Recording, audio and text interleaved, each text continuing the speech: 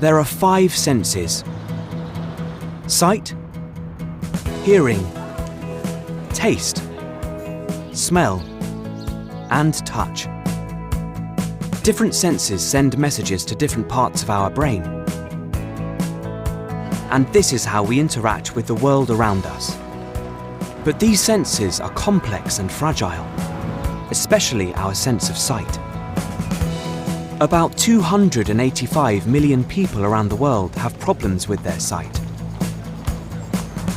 Around 39 million are blind, and around 246 million are partially sighted.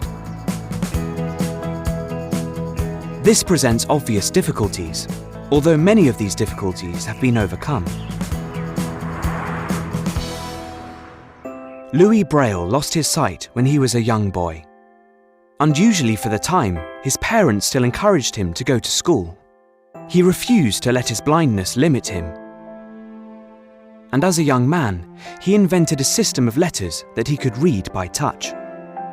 It was a huge success, and people still use Braille today.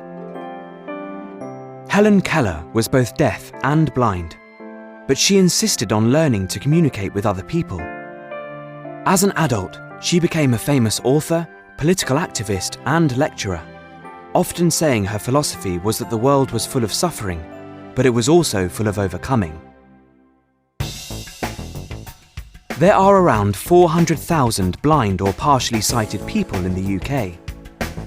Recently, many of these people were asked what the biggest problem they faced was. Most answered mobility. In fact, almost 200,000 people admitted never going out alone or leaving the house without assistance. But many people mentioned that they could, with help from guide dogs. In Britain, 51% of households have a pet, and 24% have a dog. So there are around 8.1 million dogs in the country. They are very intelligent animals, and for centuries, people have trained them to work, or simply to be well behaved. But it wasn't until the early 20th century that a few people suggested training dogs to guide blind or partially sighted people. The Guide Dogs for the Blind Association is a British charitable organisation founded in 1931. They have partnered around 30,000 people with dogs, and today there are 4,800 blind and partially sighted people with guide dogs provided by the association. They breed 1,300 puppies every year.